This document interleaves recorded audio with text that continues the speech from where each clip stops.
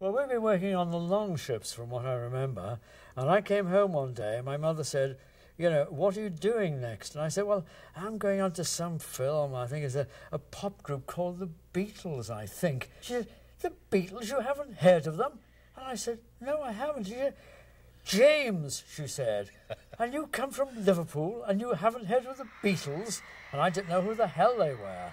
And she was very disparaging of me over the whole thing.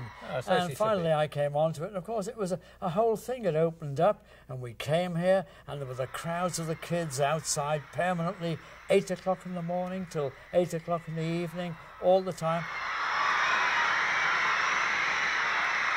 The noise was so intense on those, you couldn't hear the playbacks that we had to sync the playback numbers to anyway, which was very, very difficult.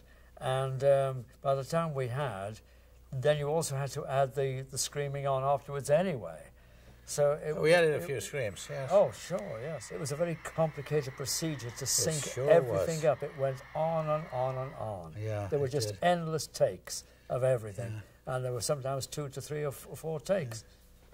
Yeah. It got so much of it that you got.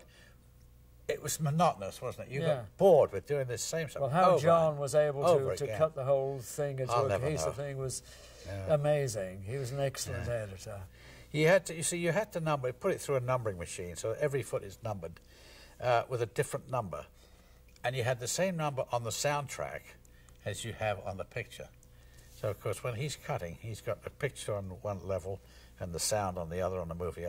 He could just put the 2 numbers together and know he was in sync. But it was a tremendous amount of work to get all that numbering on it, wasn't it? I mean, it was so much astronomical amount of film. It's one of those things that you're so busy doing the technical stuff and getting it all together that you really haven't got any time to understand why, where, and how. You know, we were just struggling. We were just, well, we were peasants in the middle of doing what we had to do. I mean, we have been doing Irving Allen films like Genghis Khan and the Long Ships, and we were on those for kind of 6 months. Yeah.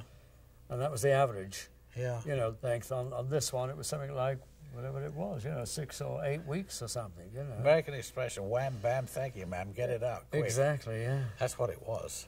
But you had to be able to, you know, you had to be able to cut corners and be able to present the thing at the end of it as best you can.